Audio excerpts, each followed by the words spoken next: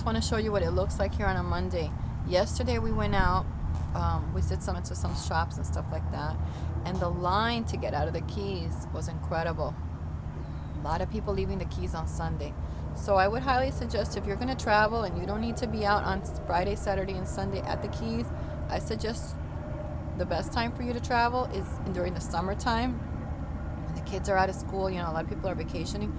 But I suggest Monday to Thursday is probably your best bet. You're probably going to get the best bargains, and you're not going to get a lot of traffic in this. I'm going to show you the park, what it looks like now after everybody's left. It's Monday morning here. And I also want to show you the site beside me where the storm is, because I want to show you something really interesting about this here. Very quiet. So there's all the tent campers have gone. They were just here for the weekend. A lot of them tent campers, those are people that have boats. So here's Christian over there. That's my spot. And then this is where the storm was when we arrived. This spot is pretty big. This is a 903. This is for a good Class A. But look at this, because I thought this whole site was one site, and this actually two sites. So you have 903 here, which is a big site for a Class A pull through. But then right beside it, guess what? There's another site. It's site 901.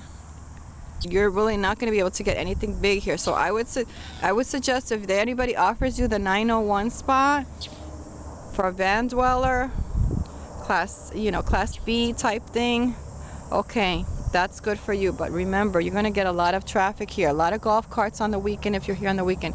Here, see the police car? They do a lot of that here. A lot of that here because they need to. People are party people here, and it gets crazy here.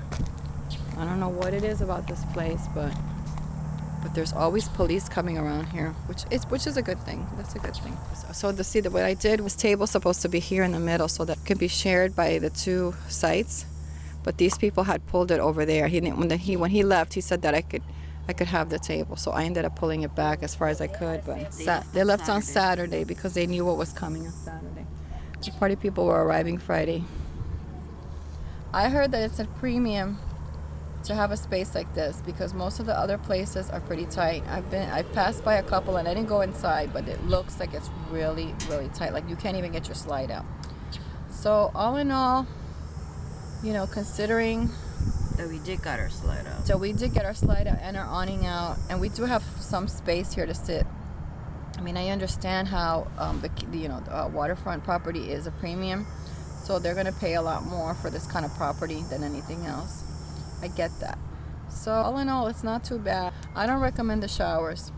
You know, you're going to have to judge that for yourself, and I didn't even want to take videotape on it because it's really old, and the doors are always the front door of the bathroom is always open. They leave it open, and I consider it's because of the smell of the mildew. If they close the bathroom, it'd probably smell bad in there. Both bathrooms and even the handicap. Well, the men's were clean. Yeah, the men's bathroom surprisingly was much cleaner because I had to bring a Mondo in there. Talk about the bathroom that you went in. The bathroom that I went into was really not clean. I was taking a shower. I took the stall that looked like it was the cleanest one, and when I turned around, it looked like there was something filthy on the wall. And it looked like it was poop that somebody had tried rubbing off. And honestly, I don't know how something like that gets up there because it was pretty high up in the stall.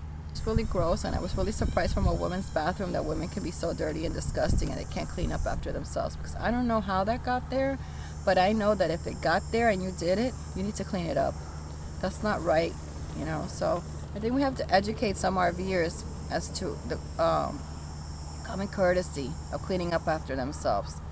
I know also one of the toilets looked like somebody had also smeared it and didn't clean up after themselves. So I don't recommend the bathroom. I was taking showers in my bathroom, but we were taking showers.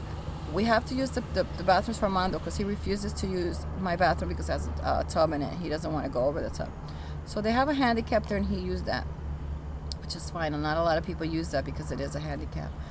My bathroom, surprisingly, I didn't have to turn on the propane because my my RV is getting full sun the whole day, and my water, when I turn on my water to wash dishes, my water comes out extremely warm, and the shower water the same thing. So I don't even need to turn on the propane at all, which was really nice. So I saved a lot of propane on this trip, but I don't recommend the bathrooms at all for using. So if you have a nice bathroom, you're going to want to use your bathroom on this trip. The sewers, I can tell you need to come here with a creepy crawly type thing that's going to lift up your sewer as high as possible so it can flow easily down. The sewers are very, very high. They're like long pipes going up, and it's very difficult for all that stuff to come out without you actually walking the sewer hose down and getting all the bulk out. So I highly recommend, if you're coming here, to have one of those. The other thing that I suggest that you get is a Wi-Fi type of extender. It's been on my list for the longest time.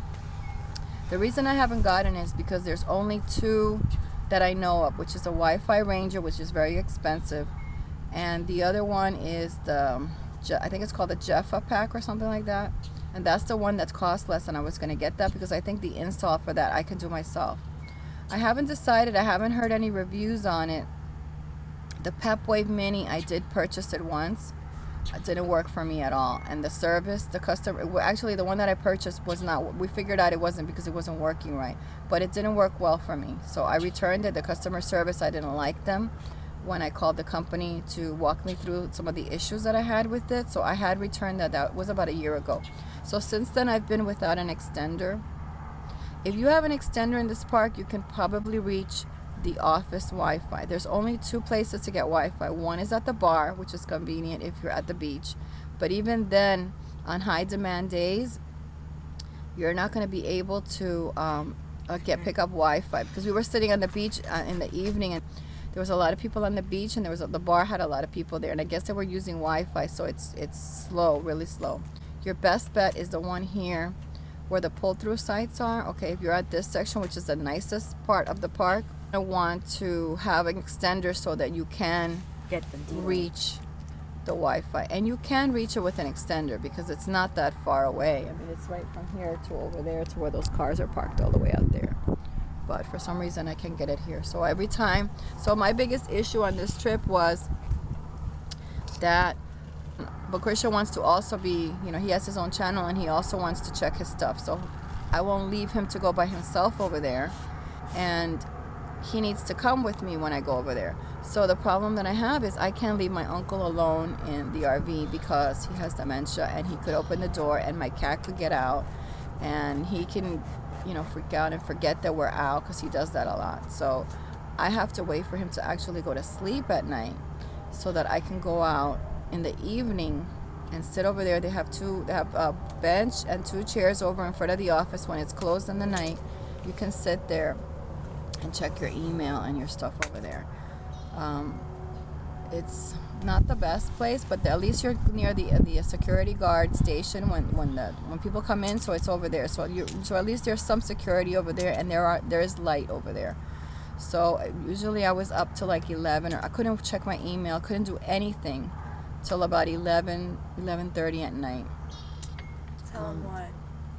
Because for some reason I don't know if he's enjoying his trip or not, but he usually goes to bed at 8:30 and he won't go to sleep. So, and I can't do anything unless he goes to sleep. And then when I go do that, then I come back and take a shower. A lot of things that I've had to compromise by traveling with an elderly person, but that's just the way it is. So I'm just working it out, and it seems to be working for us. I mean, if it works, it works out. So all in all, we had a good time. We did have to cancel a lot of trips. Let's see how your cuts are. See, good Christian's. Today's Monday, and he's starting to heal up, starting to get a scab again, and hopefully he won't be poking it anytime, because we had to cancel a lot of our water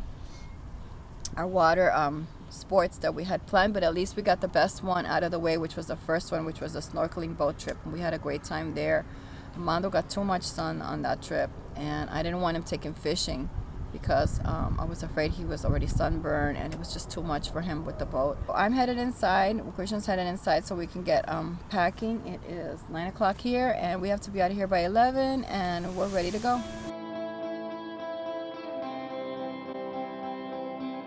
Okay, here we go. So help me out here because this is really tight.